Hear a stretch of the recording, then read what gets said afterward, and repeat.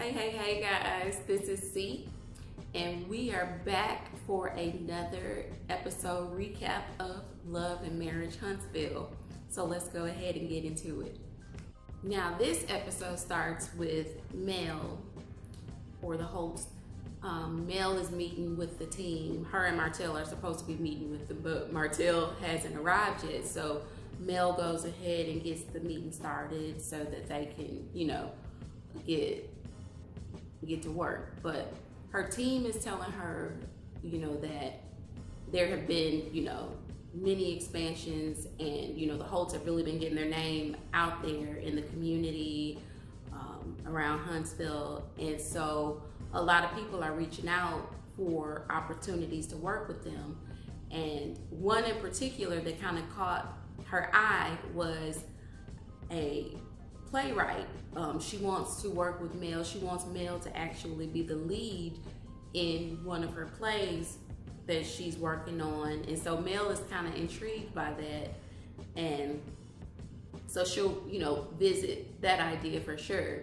Martell shows up late, and as he's showing up, one of the team members is expressing to them about being the face of this mixed gender team that they have in Huntsville. I think it's called the Huntsville Heat, I want to say. But Martell is trying to see, what's the benefit of being the face of this team, and is this gonna cost us money, instead of, making us money, because our ultimate goal is to make money, of course.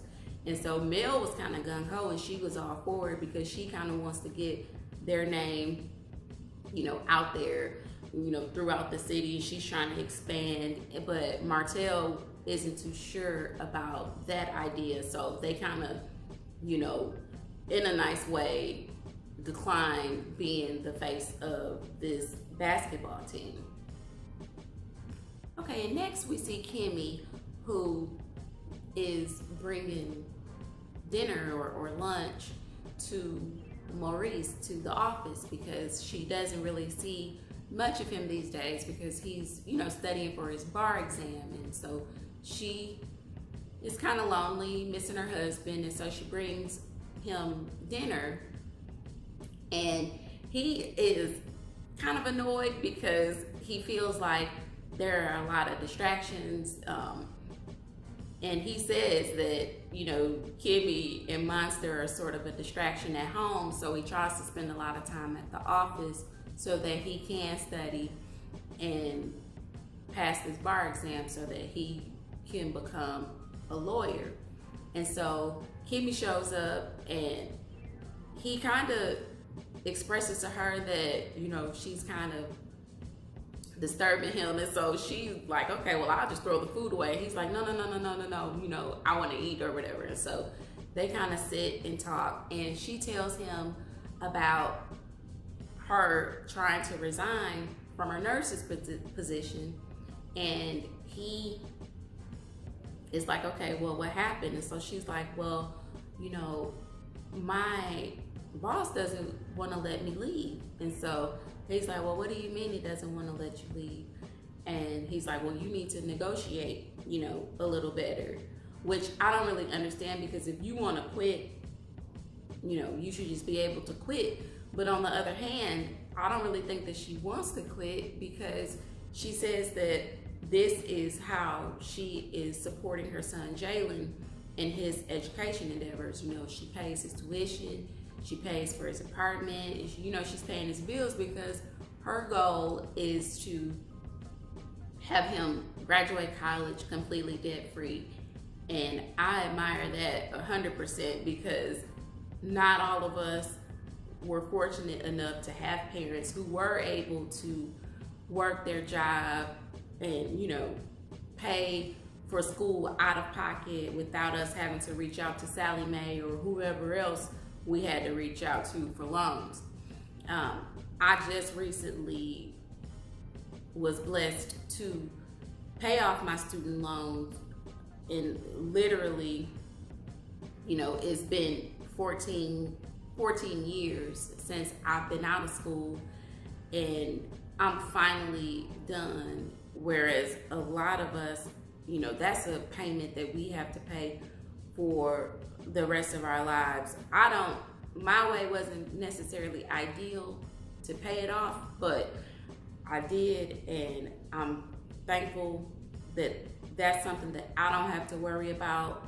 And hopefully I'm in a position to where I can do the same for my kids, as Kimmy is doing for Jalen. But she doesn't want him with that burden. She wants him to just be able to go out, start his career completely debt free, and be able to kind of enjoy life a little more. Her being a college graduate, I'm sure she understands, the debt, or she may not have had debt, but she was a college student, and so she knows about that life. And next we see Tisha. Tisha is meeting with Mama Wanda, and she's taking her to a hair salon to get her hair done, and she's kind of hoping to be able to, butter Mom up a little bit to listen to her ideas about, dropping this whole beef against the Holtz and against Kimmy. So she brings Mama Wanda comes in with her fur long jacket and, in Mama Wanda fashion. And so she comes in and she's like, well, I'm not really sure, because she's used to getting her hair done in her hometown and not necessarily trusting anybody in Huntsville to do her hair. And so Tisha is trying to convince her, okay, you're gonna be fine. And so the receptionist asked her if she could take her coat, and Mama Wanda's like, take my coat. She was like, no. And so she was like, no, not take it, just get it and hang it up for you. And Mama Wanda's giving her a hard time, as Mama Wanda does. And so I guess eventually she does, because in the next scene they show her and she's not wearing it, obviously. And so Tisha is kind of using this opportunity to talk to her, and she's just kind of letting her know, okay, Mom, in the next podcast, I want this to be about you. I don't want to address the Holtz, I just want to leave that where it is. I want to be the bigger person, and I'm just trying to, let that issue lie where it is and move forward. And so Miss Wanda is not for that. She is not having it. She feels like, okay, they came for my baby, so I'm gonna come for them every chance I get. Can't blame her. I mean, she is a mother bear, and even though, Tisha is grown with her own family, Mom is still Mom, and Mom just kind of feels like, okay, they came for you, they hurt you, so I'm not letting up. I'm not gonna let up off their necks. At the other hand, I feel like, okay, Tisha is in this town with them. Mama can go back to where she's from, live her life, but they're in the same town. They're gonna, run into each other at different functions, being business people.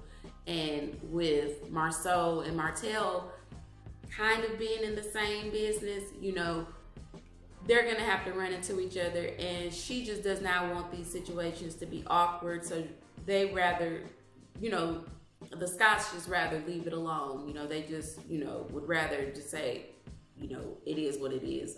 I don't, want this constant beef between the two of us.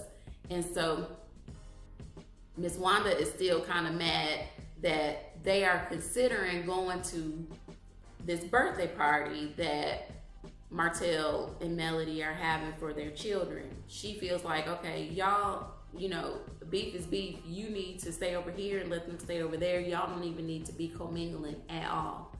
And Tisha's like, well, Mom, that's not necessarily the case. I want to show that I, have grown. I'm a bigger person, that I'm not as petty as them. And Mama still is not having it. And she is still feeling a way about Kimmy. She talks about that too. She feels like Kimmy is kind of well, she was saying trying to buy Melody, and I don't really know how she's trying to buy Melody, but she's just in her feelings, and she feels like Kimmy needs to pick a side and stay there. Like, she cannot remain in the middle as she has tried to do, you know, this entire ordeal. But when the hairdresser is done with Miss Wanda's hair, you know, she's got that classic French roll in the back with some kind of spiky or wavy kind of deals up at the top, and Miss Wanda loves it, and it is her. It suits her perfectly. It suits her style. You know, it suits her personality. So that looked good, and she was very, very pleased. She had to hug the beautician, and so Tisha was like, "I told you she had blessed hands, Mama. I told you she was gonna hook you up." And so that's kind of where their segment leaves off, and that's kind of the rest. You know, that's the last of Miss Wanda that we see in this episode. And so next we see Martell and the children, and they're meeting up with Martell's dad at this American Ninja Warrior like training facility, or like a kids course or whatnot. And so they meet up, and Martell is happy to see his dad, and his dad seems to be happy to see him and the children. And so Martell, you know, expresses to him, you know, "I'm really happy you came out to see us, and I know this means the world to the kids." And his dad tells him, you know, "Oh yeah, you know, I told you I'm gonna do anything, you know, I'm gonna do anything for them, you know." And so Martell, you know, in small talk, they're kind of talking, and he's letting his dad know how difficult it is trying to balance all this work that he and Mel have, and sort of be there for the children the way that they feel like they need to be. And he's really wanting to get a nanny, but I honestly don't think that Melody is on board for a nanny. And it could be for a number of reasons. You know, she may not trust a stranger around her children, because both of the moms are like, "No, you know, we're not gonna do it." And it could be, you know, depending on who they hire, you know, she may just not trust another woman in the home, which, I mean, I understand why she wouldn't want that as well. But they talk, you know, they kind of chop it up a little bit, and that granddad even goes and he does one of the obstacles on the course, and you know, they're celebrating because he did it. And Martell's like, "Okay, so when are we gonna do this again?" You know, he's ready to plan the next outing, and dad's kind of like, "Well, you know, my work schedule is wild right now, so I don't really know." And I don't think he wants to commit to anything just yet. He kind of wants to be ready when he's ready for the next meeting. And so Martell doesn't press the issue. They kind of leave that where it is, and they go their separate ways.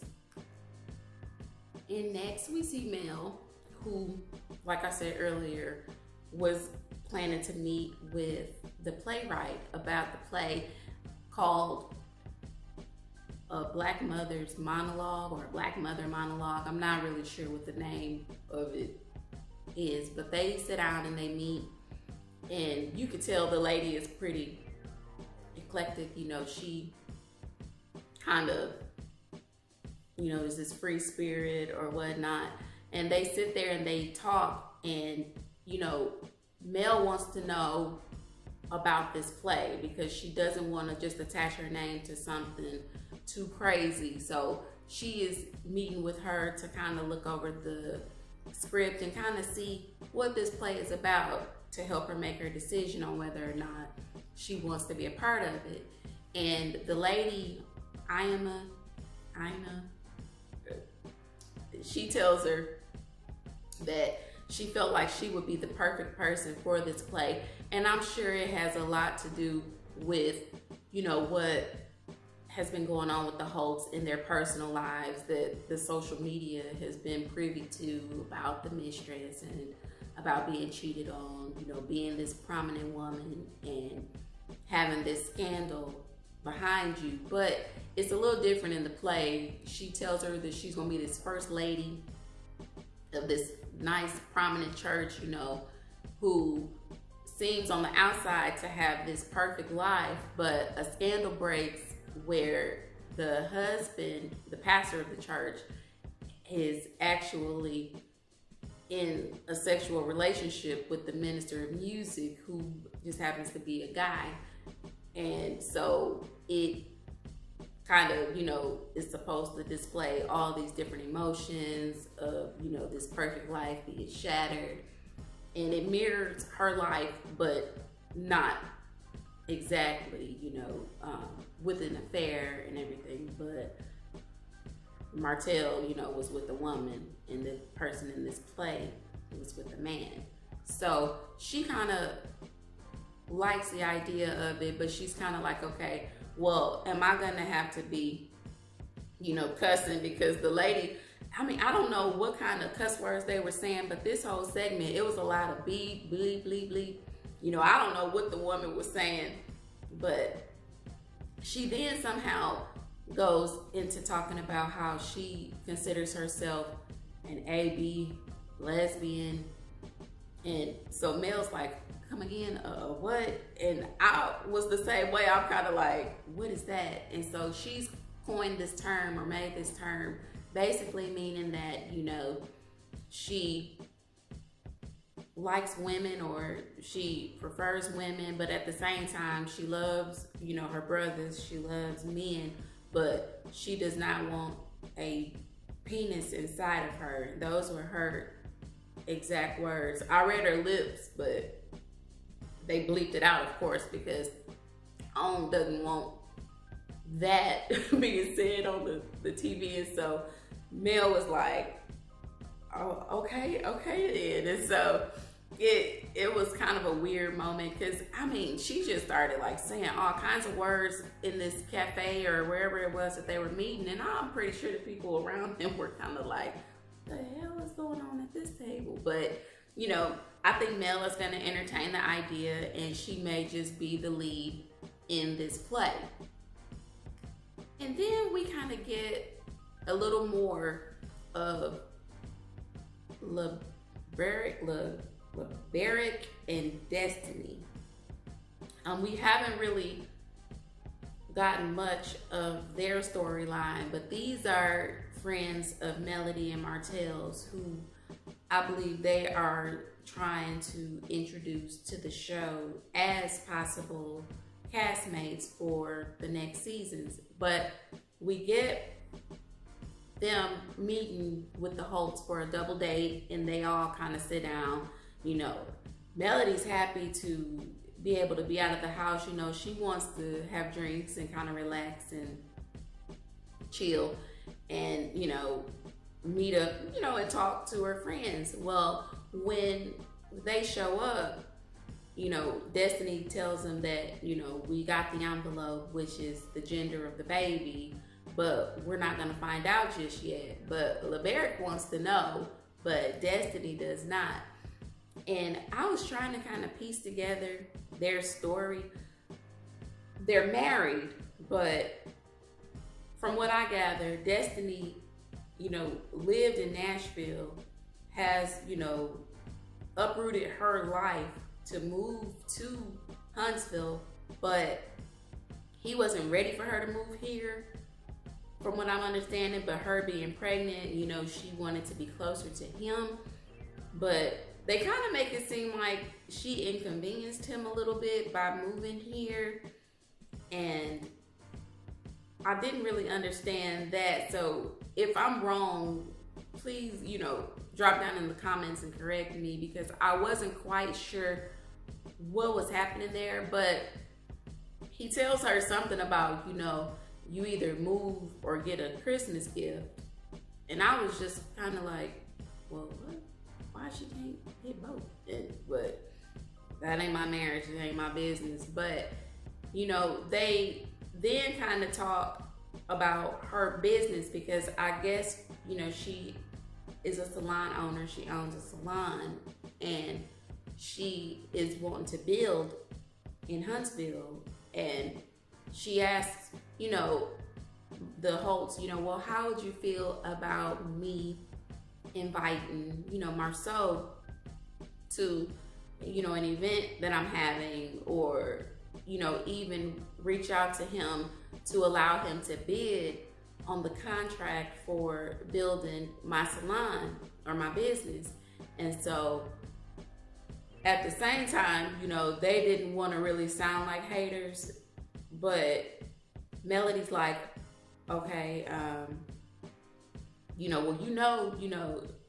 we're contractors as well, we can do that. And so Martell was kind of like, no, I don't want any parts of that, because I know Destiny, and I know that, this is, it wouldn't work, which I can understand, not mixing business and friendship, because it can be a disaster. And so I totally agree with Martell to not want to be a part of that, to let her use whoever she wants to use for whatever she wants to use them for, just not us. And so I think, we'll probably get much more of them as the season goes along, because they are friends of Melody's, and I think that she is wanting to bring somebody in, and she's probably wanting to bring somebody in that is her friend and is gonna, have loyalty to her, because right now she's got, one couple that is not featuring them at all, and then you have the other guys, Kimmy and Maurice, who are kind of okay with them, but at the end of the day, they are family with the other Scots, and that's just kind of a natural, side that they have to take if push comes to shove. And so we get a little more of Jalen, who's Kimmy's son. We get a little more of him this episode. He is at Kimmy's house, and they're kind of talking, and I think, the coronavirus again has made its presence known, because now, Jalen was saying that he hadn't been to work in a few days because he has the coronavirus or something. And so Kimmy's like, child, you ain't got the coronavirus. But she's like, I've been sick and I have gone to work every day, and it's kind of no excuse for you not to have gone. But they sit down and talk. She wants to kind of hear his plans for the future. Graduation will be here before you know it, and she just kind of wants to know what he's planning to do. He lets her know that his initial plan was to get his project manager's license or certification or whatever, and he was wanting to work for Marceau, but Marceau, tells him that he just doesn't have enough experience right now. But I think that, having a connection so closely and then being family, I would think that you would at least allow him to intern or shadow or something to get the experience that he needs. I just feel like, he should be willing to help him a little more than what he seems to be. But then again, I don't know Jalen's work ethic. He may, have been lazy, or I don't know. But Marceau just kind of seemed to have given him like a hard no. And so Kimmy's like, okay, well, after a while, the free ride is gonna stop. Once you graduate, I'm done with your apartment, tuition. I'm done paying your bills. So what are you gonna do? So he tells her that he had planned on hopefully coming to stay with her for a while. And so she's kind of like, well, what? They already have Monster there, so that's already, an extra person in the house, which they don't seem to mind. Monster seems to be fitting in perfectly at this point. But Jalen says, okay, I will pay a bill or two, while I'm here. I'll kind of earn my keep, but I was hoping to be able to stay here until I can get on my feet. And she doesn't shoot the idea down, but she does let him know, staying here, you will have to work.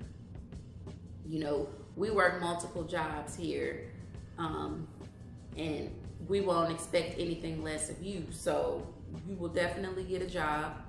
He tells her that he is wanting to stay there for about a year. That's about the time frame that he's needing to get on his feet, to get a career, get going, and get out. And she doesn't say no, so I think that she will allow him to stay with them. And now this is the part that we kind of waited all episode to see. The party. It's party time, you know. Everybody is there, the whole crew. They've invited Sadaric, Liberic, Destiny, like everybody is there. You see Maurice, Kimmy, the Mama Hope, Mama Melody, you know, the whole family is there. And so, you know, Melody is kind of excited to see everybody, but she is still kind of looking around to see if Marceau and Tisha will show up. So everybody's kind of greeting everybody and they're talking. And so the fellas are together at this point. And you got Sadaric and Liberic, Maurice and Martell. They're all, you know, chopping it up, laughing and joking. And so I think it was Sadaric who said something about, you know, I'm not trying to get escorted out by security. And you could kind of see Maurice's face like, oh my God, why is he talking about this? But he's just kind of like, oh, you know, everybody's like, oh.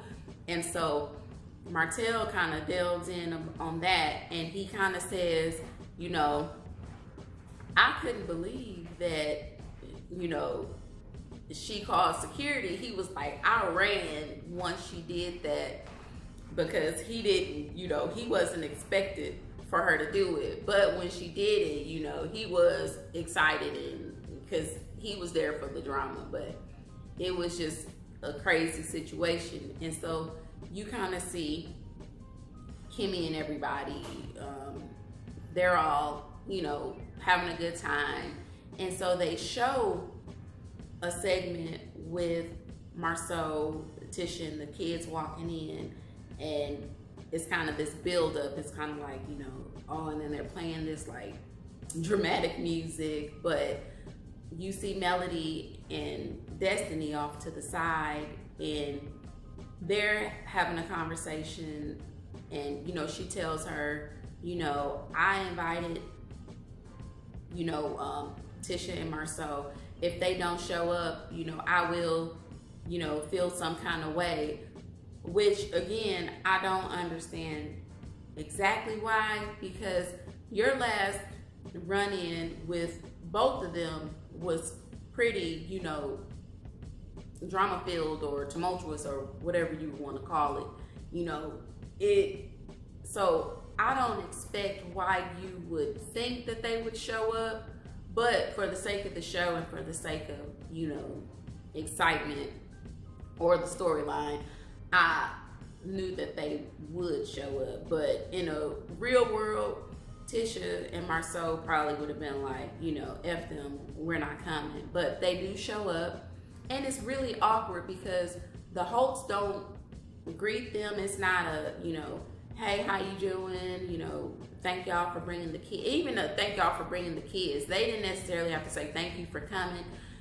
It would have been, you know, polite to just say, you know, thank you so much for bringing the kids. You know, our kids really miss them and we're glad that they get a chance to celebrate and hang out. Well, you see these scenes, you see where the guys are off kind of together and they're bowling and, you know, laughing and joking, and Marceau is a part of that, and you see Martell kind of off to the side, kind of like, you know, he didn't want them to be there anyway, so he's not gonna fake the funk and pretend that he does.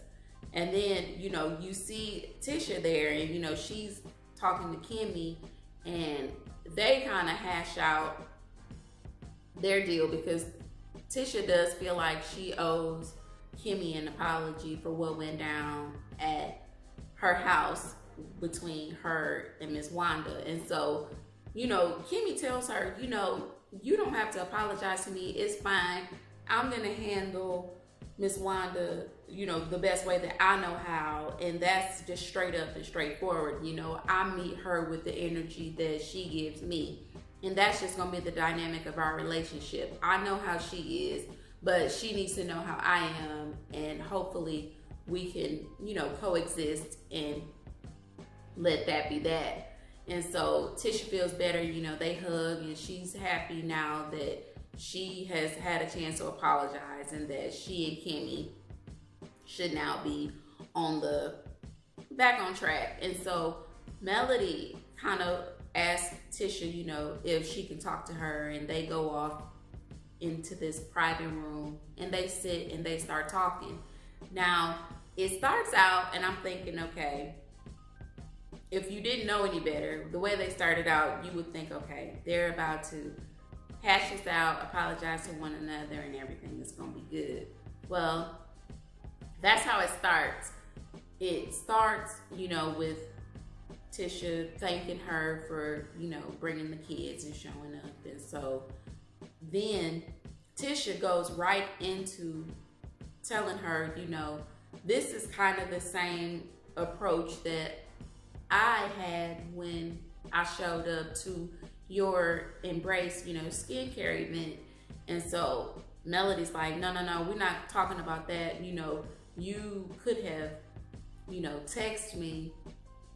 And I think what she was saying was, you could have texted me, you know, this, or telling me that, you know, I want to come, but I'm coming, you know, to support and blah, blah, blah, blah, blah. But I don't think Tisha read it that way, because all Tisha heard was, you could have texted me. And so Tisha kind of came back with, you know, well, no, I didn't want to text you. You know, I wanted to come to the event. I wanted to tell you this in person. But I think that she was kind of saying that you could have announced yourself via text message instead of just popping up. And I think that they didn't hear the other person out well enough, you know, before they just started arguing, and it turned into an argument rather than a discussion. And so they didn't get anywhere. And I think that all that did was kind of, you know, cause more turmoil between the two, which I think if they would have just kind of, you know, shut up and let the other one say what they wanted to say or what they had to say, they would have got a better understanding, and they probably could have hashed, you know, some things out. And so that's pretty much where the episode left off, and that's all I got for you today. If I missed anything, again, please put it in the comments. Don't forget to like this video and subscribe to my channel, just so that you could see what else I have to say about the show and any other recaps that I do. Again, I hope that everybody enjoys the rest of their weekend. We're going to do the same here. And until next time, y'all, bye.